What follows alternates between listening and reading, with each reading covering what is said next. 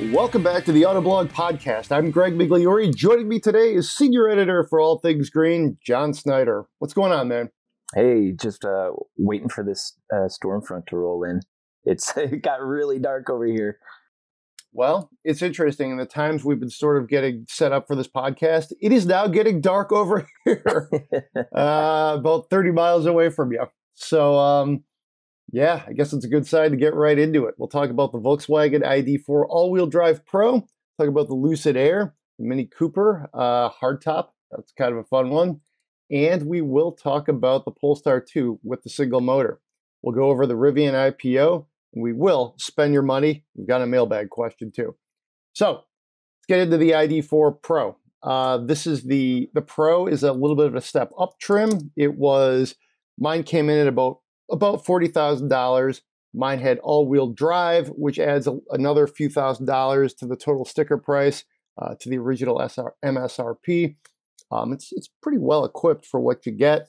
The ID.4 has been a very interesting vehicle for me. I think it's been kind of the answer to the Mach-E from Ford, but it's definitely more Volkswagen's take on the electric vehicle segment. We've both driven this crossover a couple of times. All-wheel drive for me, in my experience, didn't make a huge difference because I drove it in a very temperate part of October before things got really, really crazy, kind of gnarly, like they might any minute here. Handles well, it's sporty, but I do have some gripes. Interior, the interior itself is fine, but the infotainment, not the way I want to live my life. Let me put it that way. Yeah. And just again, we've mentioned this off air, it's hard to tell sometimes if the car is on, and that's a challenge. So, sort of just quirky user interface things that they kind of mess with you. You get in the car, it knows you're there, and you can just put it in reverse.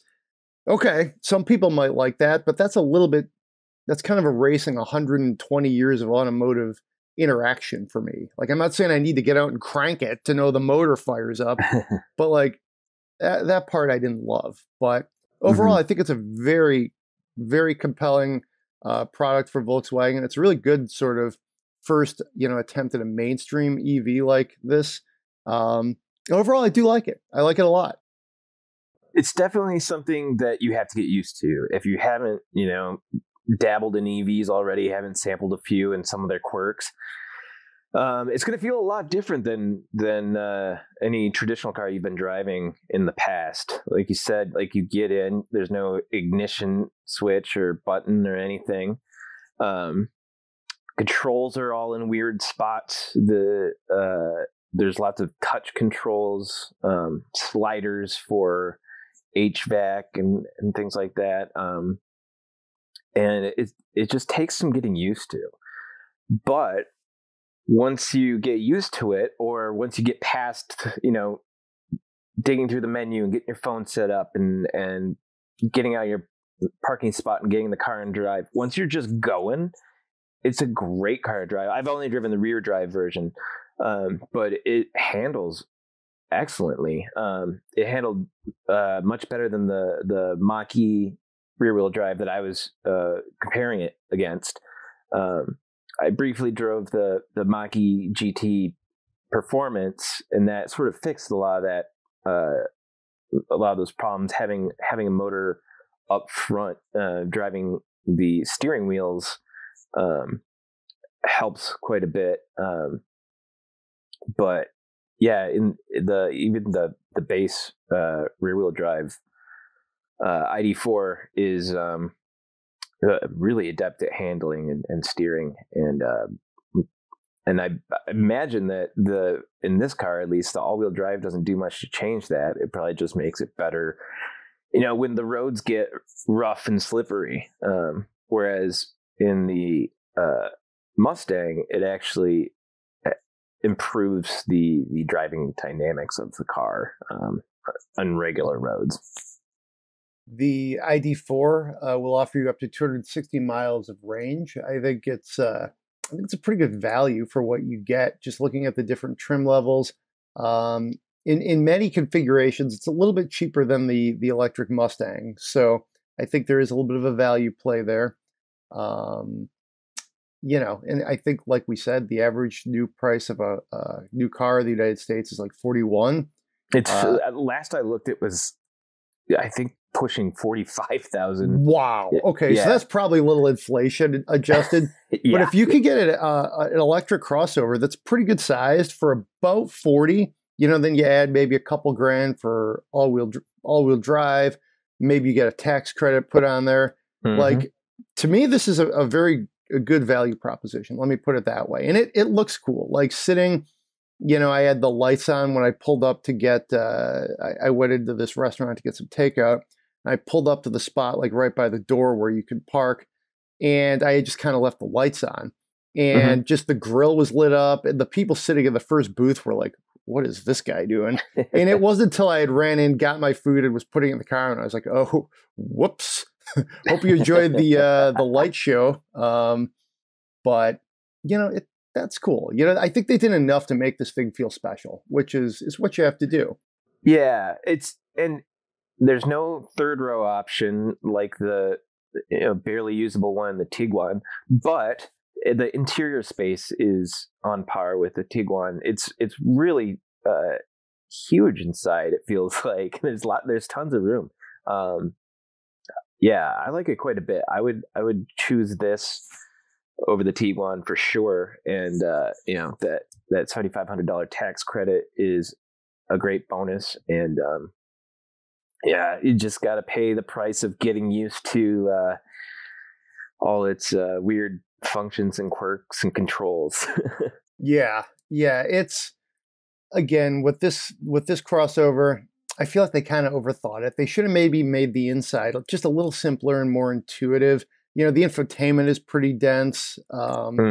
It's, in that sense, it's a pain, you know, whereas like the Mach-E, you can change the car's driving settings with like two pushes in the infotainment system, you know? So to me, that's kind of how it's supposed to be. Yeah. But yeah, so, you know, that's the Mach-E. I mean, I think we both like it. You, I think in your evaluations, put it a touch ahead, the Mach-E a touch ahead of it, which is where I would probably put them as well. Yes. It's just Mach-E's a better all-around package, and, you know, you get that wicked acceleration that's just fun. I mean, the ID.4 is quick compared to, you know, your usual internal combustion car, but it's not as quick as the Mach-E. Yeah, no, and I think that's again, they're not going for the raw like performance here. They're again trying to make like a mainstream offering. I think their tagline is like an EV for everyone or something like that. So I think that's the right move for Volkswagen. And then you have, Ford is really trying to do something a little bit different, create maybe a halo for all of their electric vehicles with the Mach-E. And I mean, traditionally, that's what Ford has done, is they use the Mustang and the F-150 to kind of like lead the way. And I think when you have cars like that in your portfolio, that's probably the way to do it. 100%. So let's transition over to something a bit different, the Lucid Air. This is really an impressive machine. It, it's almost in some ways hard to put it into words because it's very futuristic. The one I tested was $169,000. So, I mean, I've driven some expensive cars, but even that really is something. The horsepower is like 1111. Is what they list the max power at. It's really cool in that sense. I think it's what I would say with that is you get so much power. It's so much just like instantaneous torque. You know, the 0 to 60 is like in the threes. No, I'm sorry. I think it's in the like below the threes. That is just like it's so quick that it's quick, you know, like you're not going to notice the difference between 2.5 and 3. It's a big car. It's kind of like E-Class size with like S-Class, like interior space and accoutrements, if you will. I like how futuristic it looks, but like it's also like it still looks like a little bit like a conventional car, and I think it's that's still nice. Approachable. Yes. So I think they did a great job on the design, and just without having to have a big engine, big chunk of metal under the hood, taking up space, and being able to sort of place the pack into various modules and place those modules where they want around the vehicle, allowed for them to do some neat things with the interior and to make it quite spacious compared to its exterior footprint. And yeah, they nailed the design. I can't wait to see what they do with the Project Gravity, the SUV that's next up, and then I'm curious to see what comes out after that. But first things first, I gotta get in this car and drive it. 160 some thousand, for 1100 horsepower is, it's too much in every way. But when they have lower powered, lower priced, more reasonable, maybe in the $70,000, $80,000 range, that'll be appealing to a lot of people, I think, especially with just how good this car looks, and it's just got tons of features, tons of range. I'm jealous. I can't wait to drive this thing. One thing I really liked was the interior and the fact that it was very, it was gorgeous, but it was almost like, it was like simple in that sense. There was like a curved screen in front of the driver, a couple other screens that like, depending on like the information you need, whether like you need to know this right now or you don't even really need to know this, like infotainment, speed, all those different things that you get. But it was also like, it reminded me of like old school luxury in some ways, and that was sort of the vibe of the car. I've heard it described as almost French in that sense. And I wouldn't disagree with that, or like French or like Swedish, Scandinavian, that sort of vibe. I can see that for sure. And it was good. I think it was really, like a wise choice for a company that is trying to, like make their mark, and like, obviously they're trying to build awareness of who they are, but not everybody's going to be Tesla or Rivian or, like Ford. You want to have your own identity. So I think in that sense, it's, smart move. I can't really give them enough credit for the, the design aesthetic, but so. Yeah, I mean, I think I will say this. I talk about bearing the lead. I showed up for my test drive late, and when I eventually write my story, I will have to put this in there. But somebody was waiting in the car for me, which this might sound, maybe I'm leading this a little bit here, but it was John Lovitz, the actor, comedian. You might remember him from Saturday Night Live. I just, yeah. So I pull up to the valet at this hotel, and I talked to the PR guy. I'm like, "Hey, I'm here. It's 2:00." And he's like, "I'm sorry, John Lovitz is in your car." I'm like, "Okay." Super random. I didn't talk to him, so I guess I can't be like 100% certain it was him, but I saw him, I heard his voice, and I think we all know what John Lovitz sounds like. Oh my God. And then I looked it up. He was in town to play a show at the Comedy Castle or something. So, I mean, circumstantially, I think it was him, and that was my Lucid experience. That's really funny. Yeah. Oh, that's super random. I love it. Yeah. When I get my review up, I'm going to have to tweet at him and see what he says. He was just sitting there. He was like, "Hey, this is a cool car," and talking to one of the handlers, and super random. But I look forward to getting more time behind the wheel of this car. I really think it's going to do a lot for the industry, and I think there's a lot of things going on right now. Like, we'll talk about the Rivian IPO here in a little bit, but it's it's just really a inflection point, as some of these new startup companies, if you will, really get critical mass and try to, gain consumer awareness. But man, I want to read or watch John Lovitz's review of this car. I know right? He's quite the critic, so it'd be see what you did there. It's just, I can't believe it. That's really funny. Like I haven't thought about that guy in forever. Well, so there's that.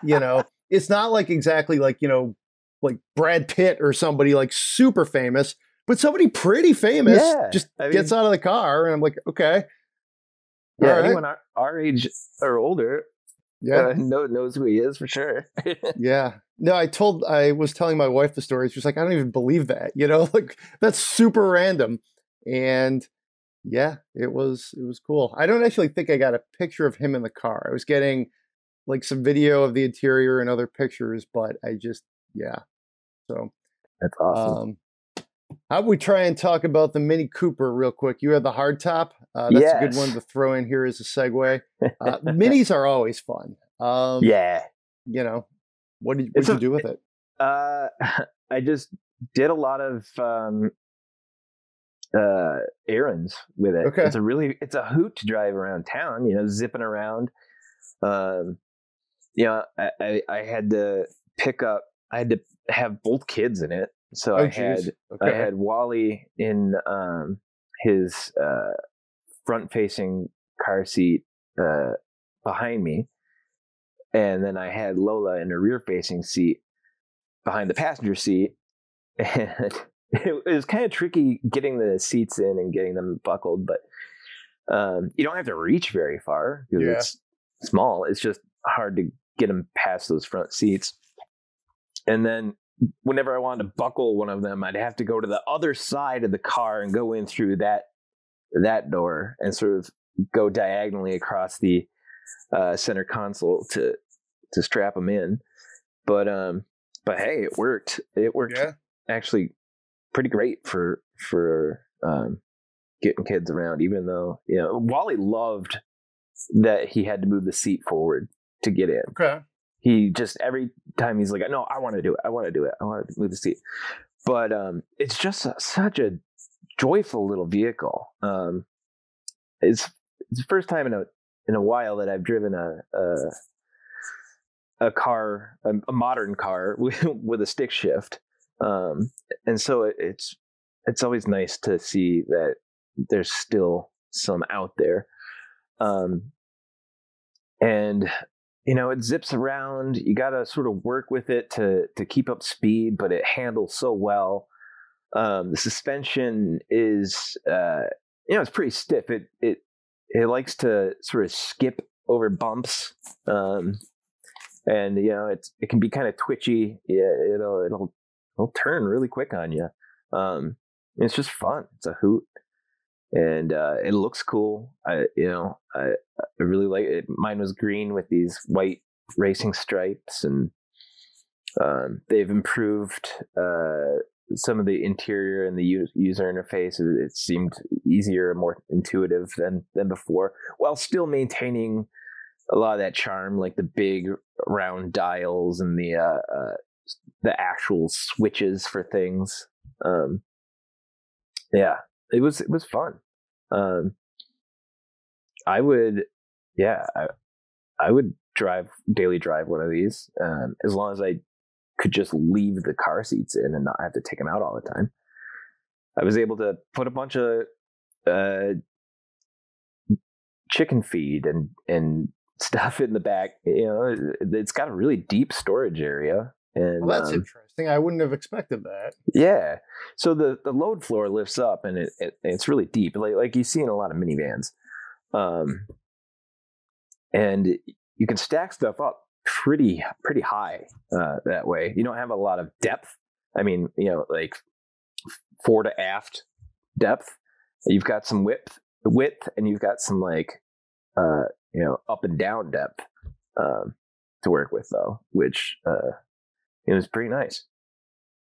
The one thing I like about driving a Mini is just that very like analog, traditional feel of Yeah. driving a British sports car. Called a Yeah. British sports car, right? I mean, they're very authentic. I think over the years, they've been able to generally remain true to that. I'd Mhm. like to see them get a little quirkier again. Like, they used to have things like the openometer when you could Yep. see how long your convertible was open. Like, I miss stuff like that. And maybe there's not as much of a purpose for it, but I thought that really helped, especially with the loyalists, the enthusiasts who are buying a Mini because they want to know quirky stuff like that. Yeah. So, Like the Mini Coupe was was really cool. The Mini Roadster was cool too. yeah. I remember I drove the Mini Paceman, which was a weird thing. Oh, wow. I drove that in Puerto Rico. But yeah, they have done some quirky things with the car, and I think the traditional format and then the Countrymen are the ones that are the volume sellers. So they just sort of fall back on that, and it's fine. Those are great formats. Those are great cars. They have tons and tons of charm, and they're fun to drive. They're legitimately a joy to drive. So the Polestar 2, continuing with our theme here of reviews that are electric. Interesting vehicle. I drove the one with two motors a couple of weeks ago. You drove the one with the single motor. I'm interested to hear your take on this. Well, visually, it's essentially undistinguishable from the double motor, as you would expect. But really, the interior and everything, I got in a very base version. Okay. So this didn't have the glass roof, and had these very nice cloth seats. But otherwise, it looks, from the outside, it looks exactly the same. Maybe if you're looking really closely at wheels, you might notice a difference. But driving it, it's front wheel drive. And it's definitely slower than the all-wheel drive by quite a bit. Which is not to say it's slow. This is normal. The dual motor is quick, very quick, and not quite as good a traction as the dual motor, as all-wheel drive, but still, the energy, the takeoff was not so much to constantly be overpowering the traction of the front wheels like you would in, say, a Chevy Bolt. That wants to spin its tires, drop of a hat, just so much torque. This is a little more modulated, but it's still plenty quick, plenty powerful. But otherwise, it's very, very similar. Especially in terms of the feel from sitting in the driver's seat, or just living with the car and looking at it. There's really not a lot different. It still feels like this very nice EV with sort of that stealth Scandinavian vibe to it. And that's a really good way to put it. Yeah, I would if I were buying one, I would probably buy the all-wheel drive one. It's one of those ones where I think it's worth the extra money for the extra power you get. It'd be perfectly fine driving in the winter with winter tires, but just the extra power of the all-wheel drive is just so fun. That car is just, it feels like some sort of machine out of Star Wars or something. It's very cool. I love it. I would definitely consider personally owning a Polestar 2 if I were looking for a daily driver for myself. When I drove the two motor version, and it sounds like, aside from, again, the powertrain experiences, the general demeanor of the car, it's pretty similar. I do like that stealth Scandinavian vibe. People were looking at it. I think they weren't quite sure what to make of it. Because like if you notice it, it's a pretty innocuous car. If you notice it though, it probably means you have some sort of foot in the car industry, or you like cars, and then you're like, wait a minute, Polestar, what's that? So I think that's cool. And I think it could be, my thought too is maybe on like the South and in the coasts where, well, not like the East Coast, but like, California where you don't have much snow, this could really be a good value proposition, because you don't need all-wheel drive. In this climate, I would definitely want the 2 motors, even though, to your point, snow tires always solve that age-old problem. But, I think I would also go for the 2 motors just to get that real kind of like, it reminds me a little bit of like an Audi with that quattro feel, where it's not just for the sure-footedness, but for performance. And even like the idea of, you really have this capable machine. And I like that feel when I was driving it. It really, like, I would stack the Polestar 2 I drove up against any Audi or something like that. Not any Audi, but it's serious. Yeah, and it's such a great handling car. And the dual motor handles that power really well. It's very well sorted. You can really toss it around. It's got just tons of grip. It just feels so planted and solid and fun. And it's cool. It's different than other cars without being loud about it. You notice it not because there's something crazy going on, but because it's just different than what you're expecting. You look at the front of the car and you expect to see maybe a grille and an emblem, but this is all very like stealth. It's just real dark and mysterious, and it's super fun. I agree with you as far as like especially the front end, not to get too deep in the design aesthetics, because obviously you could look at the pictures, but it's like, I like it, I would say, as much as any like Volvo. In recent years, the Volvos are like really blinged out. This is kind of, or they can be. This is, a little more subtle, and mine had the panoramic roof. Which is really nice. My son loved it. Another thing that I noticed too is the steering. I really like the steering. It was kind of loose, kind of light, but it was also, and I think that's okay. And everything doesn't have to be on the cutting knife's edge of severity. Right. It was very approachable, but it still allowed you to really like communicate with the car. Yeah. I think they did a very good job with the chassis. Yeah, the steering's precise without being, super high effort or, And I like that. Yeah, I do too. That can be a good feel. I do too. And, you've got this car with this big battery in the bottom. You can sort of feel that there's a little extra weight there, but yeah, that center of gravity is just so low that it just doesn't lean a lot into corners. It stays pretty flat and transitions really well from one turn to the next.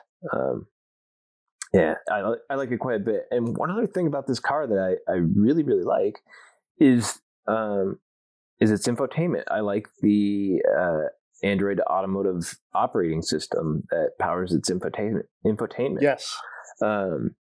I've been a Mac user for the past decade and a half, and been an iPhone user for the past several generations of phone. I've never been an Android user. And how seamless and smart this is, the Polestar's infotainment really makes me want to consider moving over to Android, especially like the Google Assistant, the Siri of Google is really good. It's really good at understanding what you're trying to say. You can use pretty natural language. It's fast, very fast to respond, and it responds with useful things. It finds, like, if you want look for an Indian restaurant nearby, it finds it real quick, and the results aren't muddied up with a bunch of other stuff that maybe you're not looking for. Yeah, I like it quite a bit, and if you are, I agree with you. And if you are like an Android user, it's sort of a seamless transition from whatever you're doing on your phone to whatever you're doing in your car, whether you're listening to music or whatever. It's got some of those apps built in. It just sort of carries over your profile, which is cool. So I am basically identical to that, exactly what you just said. I've always had iPhones, generally been a little not a fan of really anything Android. I did get a Pixel, I guess it was 2 years ago now at this point. And I've started to like it. I don't like as much as knowing just the data tracking and all the stuff Google knows about you. But, it's a nice warm up, if you will. And it's a really beautiful phone. Yeah. But it's a nice warm up for this car. And I was immediately comfortable, really liked the benefits of it. That said, I probably would switch back to an iPhone because my phone's smashed. Yeah. But so I probably would go back. But I do appreciate the Android experience now. 100% with you with the assistant. I was trying out the different features. I needed to go to Meijer to get my flu shot, actually. And I was like, all right, I don't know how much time I have. Let's let the car tell me the fastest way. Could not believe how seamless it was. Yeah. It was even quicker in the car than on my phone, I thought. Yeah, it's uncannily quick, and just super smart. And it's a big screen. Yeah. One complaint I could find is that some of the icons are a little small. Yes, I agree with that. Some other vehicles, bigger tiles. It's easier to select what you want while you're driving. That said, the layout is super clean. They took again that sort of Swedish design and applied it to the user interface of this infotainment system, and it looks really good. So yeah, some of the icons are small, but they're easy to spot, and they're very well organized, and you can sort of organize things how you want them. What I would say too is it reminds me of, we were talking earlier in the show about the Volkswagen ID.4 and that infotainment and user experience. This takes so I would say, put it this way, on the spectrum of things, this isn't as intuitive as, say, Uconnect with the Stellantis vehicles, or say even the Mach-E, which we were mentioning. You can change the car's dynamics with a couple pushes of a button. But this is pretty good. It is reasonably intuitive, and you can pick it up pretty quickly. And I think it's a good example, frankly, of what Volkswagen, they should have done something like this. Make your futuristic car feel futuristic, but don't overthink it. And if you look at some of the our coverage and other coverage of the Polestar 2 and this Android Auto system, they're like, hey, we're not an infotainment company. We don't have the back end tech. We have what we've been putting in our cars for years, and it's about as good as anybody else. But we also know that Google kind of runs the internet and runs these things right now. We're going to let them do it for us. And I think that's a very, self-aware approach. Car companies have done that in the past. Ironically, Volkswagen actually did a few years ago with their Apple CarPlay and Android Auto experience when they made that the basis of their infotainment. They were among the first to do that. And since then, they've kind of gone back and expanded and done different things. But I remember for a couple model years, I think even in one of our Tech of the Years back in 14, we just tested Apple CarPlay and Android Auto in the Passat or something because it was such a pure experience.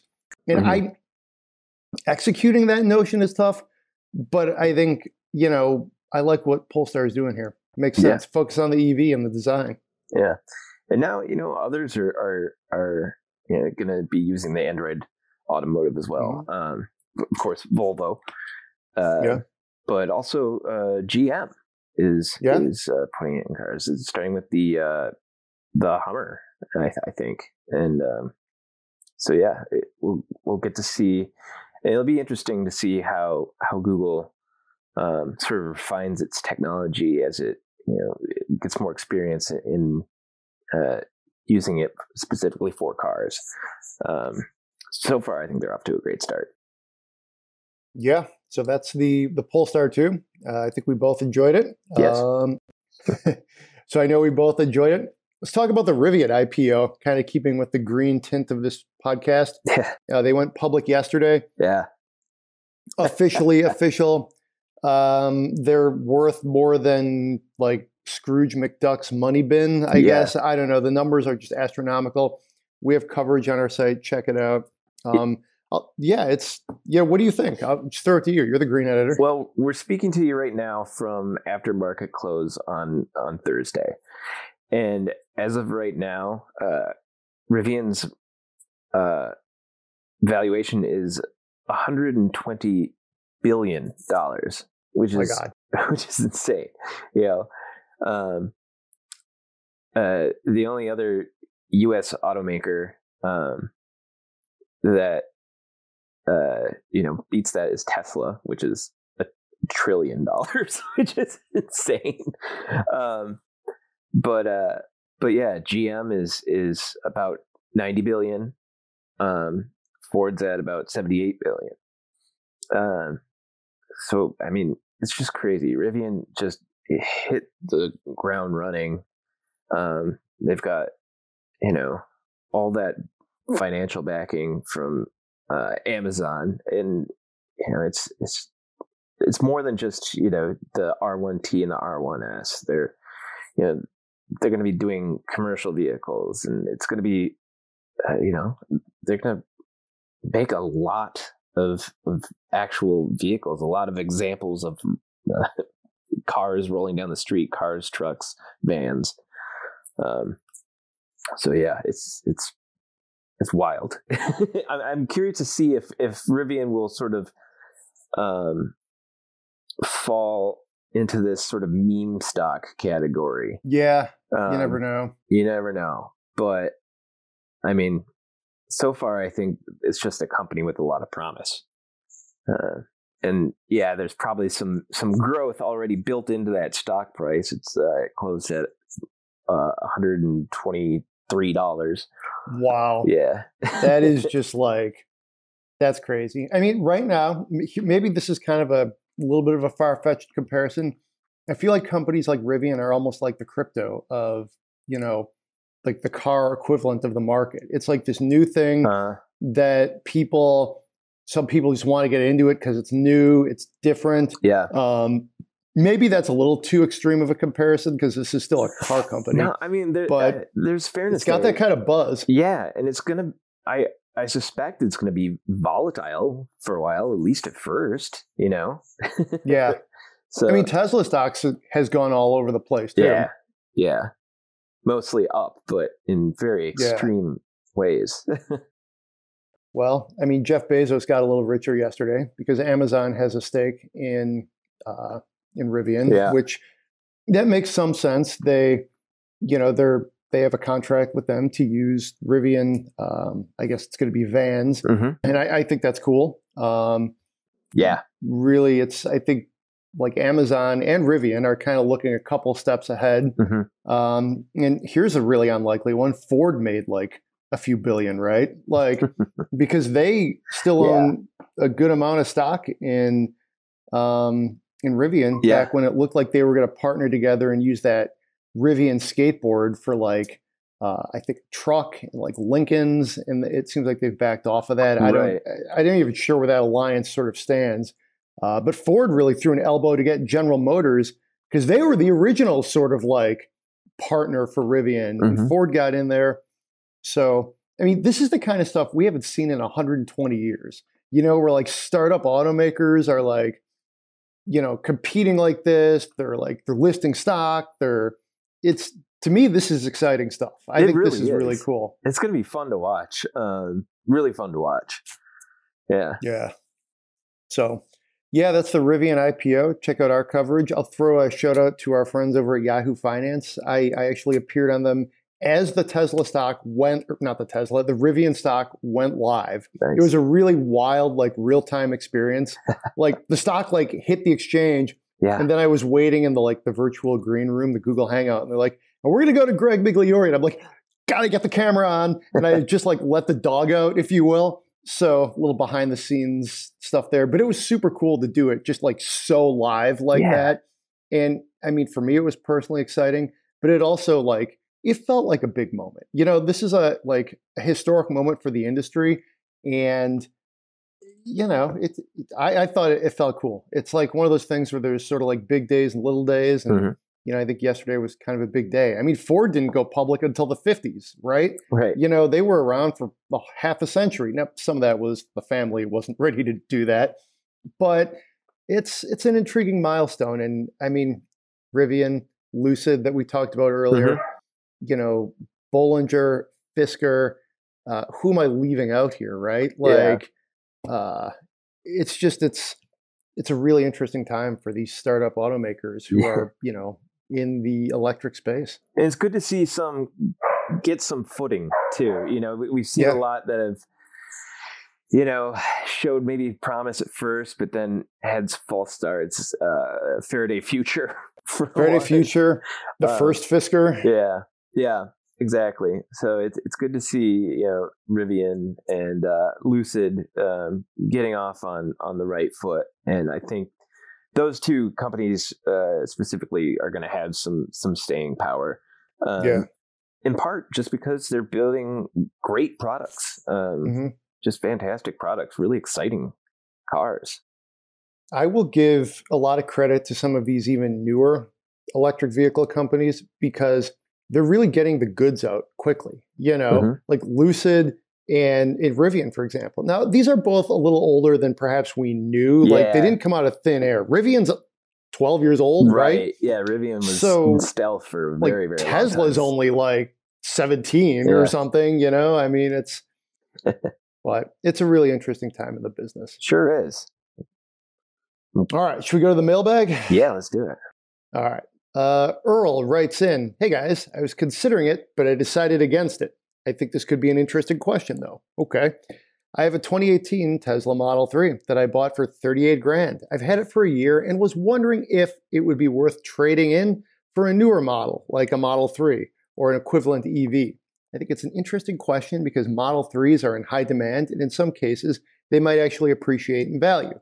So this is, I guess this kind of is a spend my money. You know, we basically have two spend my money. So that's all good. I will toss it over to you. Do you think it's kind of worth going to the trouble of trading in this 18 Model 3? Or, you know, I don't know. It depends on how much you like the car. If you like it enough that you want to buy another Model 3, I'd probably just keep the one you've got. Yes. The wait times, you know, on a new one are pretty long. And who knows what's going to happen with car values in that amount of time. And if you don't like it at all, then sell it and get something else. But if you're just going to get another Model 3, unless there's some feature that you didn't get on your 18 that is just driving you absolutely nuts, and it would be the perfect car if it had this one option, I would just stick with that one, or sell it and get a Polestar. So I totally agree with you. If you like the car, like just the world, inflation, everything's crazy right now. I don't think I'd trade in like an 18 Model 3 like in 2021. Like if you're happy with it.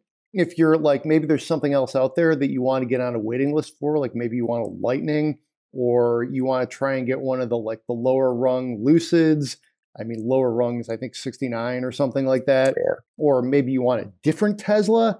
Then using the Model 3 as sort of collateral could work. You know, use it to get something else you really want that's new or different. Cadillac Lyriq, I don't know. You know, one of the electrified Jeeps. Then you play that card if that's what you want to do. But if you're happy with the car and all you're going to do is flip it for a Model 3, another Model 3, I wouldn't do that. I mean, I could be wrong, but I know Tesla has OTA updates. I don't know if it's like universal, like for his specific Model 3, Right. but I wouldn't flip it. And I like the Model 3 too. Like it would be in my top probably 5 of EVs to consider. You know, it's a little small for my personal use, but I think it's a neat little car. There's some very compelling things about it. Its performance and its range are you know, big draws for it. But then there are other things that, you know, it's people either love it or hate it. You know, like not having an instrument cluster for one thing, and you know, you might get one with some weird paint patches or you know, some weird panel gaps, but you might not, you know. Yeah, I don't know. If you do want to like walk into a dealer and throw down your Model 3 and get a Lightning or something, then hey, your car's never going to be worth more than probably this second right now.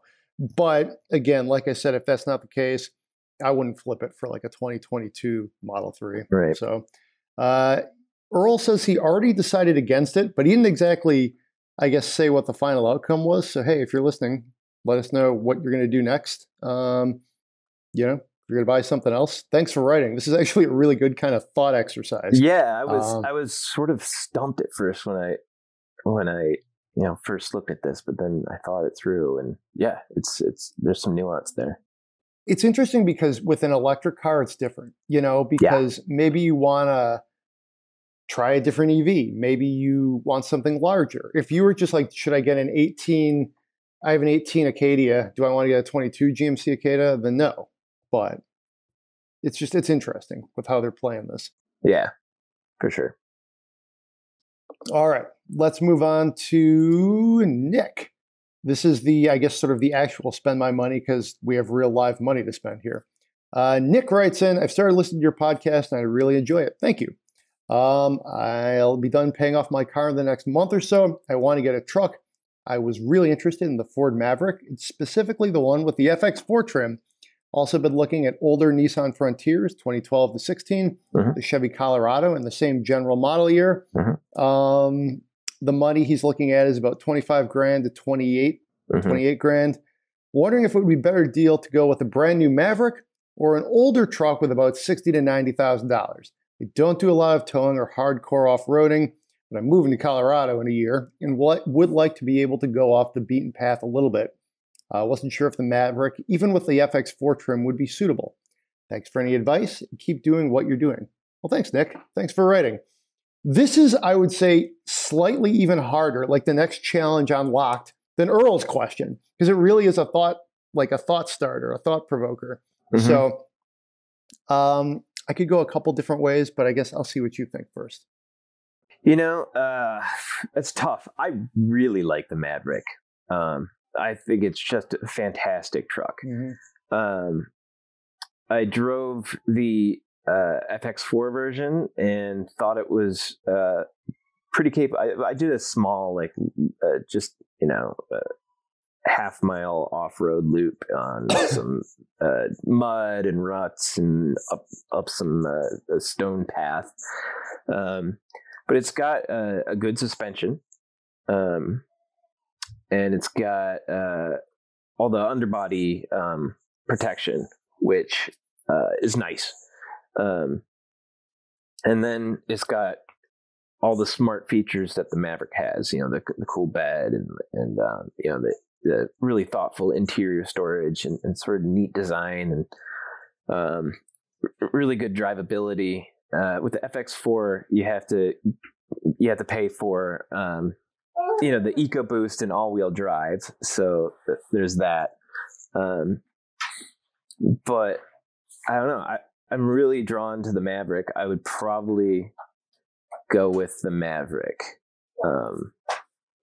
Although if you found a good deal on something else that had, you know, some of that off-road capability, or you know, would be easily upgraded to provide the off-road capability you want, sure. But Maverick's a pretty safe bet. I think the Maverick all-wheel drive, even without the FX4 package, is going to be good enough to get you to your campsite, or your spot in the woods where you're hunting blind or whatever. FX4 will get you a little further out. And the extra, it's got the extra modes. It's got a sand mode and a mud mode. Yeah, I would go with the Maverick. I'm saying Maverick. Okay, so that's I think a very fair one. And after kind of looking at this a couple different ways, I think I would go Maverick with the FX4. That's how I would do it, because I guess what I would say is he's moving to Colorado, and one of our senior producer, Chris McGraw, lives in Colorado, and he goes all out into the wilderness. I don't think he has a super capable vehicle. I think he just has like a Subaru Crosstrek, which is very capable, or it can be.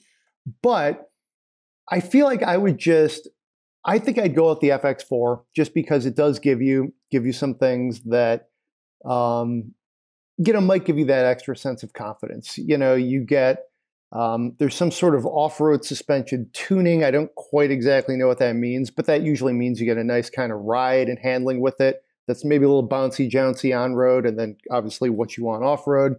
You do get larger tires and things like hill descent control, things like that. I don't know how serious you're going to be if you need that sort of stuff, but it's there for you. And you do get some underplating too, like some skid plates, that sort of thing. So, that could work. I would also, so that'll be my choice. If you could get like a used Chevy Colorado without too many miles and one of the off-road packages, maybe look at that too, because that's very capable. So, and you're moving to Colorado, right? So, so Nick, let us know how it works out. We love talking trucks, especially small trucks. They're interesting. There's a lot of nuance there. Let me see. I'm looking at the configurator right now. The cheapest you can get the FX4, because you got to get the EcoBoost. You got to get all-wheel drive, and I think you have to do the XLT, which is the middle trim level or higher. So the cheapest you can get it is about $28,000, and that's that's a brand new car with a warranty, and and it's a really good truck. But yeah, I think looking at the price here, even then, it's just such a fantastic truck. I'm not sure how Ford's gonna keep up with demand. There's just going to be so many people buying these things. Yeah, no, I agree. It's a very universal truck. It still feels like a truck. The inside has almost like a contractor's kind of vibe, like the different cubby holes and so many different places. We actually went and got, I forget what we got, but it had 1 million like pops and milkshakes, and we just filled up all the cubby holes with chicken nuggets and, fries and things like that. So it's a very functional interior like that. This is going to muddy the waters a little bit. Also look at a Ranger. They're expensive in the used market, especially if you want to get the FX4 Ranger. But that's going to be pretty capable for you if you want that vibe. You probably don't need as much truck as a Ranger is, which is kind of a funny statement. But I think I'm thinking Maverick here. Yeah, and the FX4 package itself on the Maverick. I mean, you do have to get those prerequisites, but the package itself is only $800. It's a good deal. Yeah, and unfortunately, you can't get it with the hybrid. That'd be cool. But you get those cool wheels, those nice tires. You get tow hooks on it. You get those sick decals. I'm a sucker for decals. And yeah, those extra modes, the actual usable driving modes, and that upgraded suspension that's going to stand up better to it dissipates heat better than the standard suspension, so you can play a lot and not wear out on you. I like the idea of a new vehicle because I feel like these might be better values than something on the used car market, just factoring in inflation, True. how hard it is to get stuff. So that also is sort of a mark in the Maverick's favor. True. So yeah, Maverick. If you want to give a mark in the Autoblog Podcast's favor, please leave us please send us your Spend My Money. That's podcast@autoblog.com. Leave us a 5-star rating on Apple Podcasts, Spotify, wherever you get your podcasts. Please subscribe to our newsletter. We'd love to get more readers on that who are engaged with our daily articles and videos and all that good stuff. Be safe out there, and we will see you next week.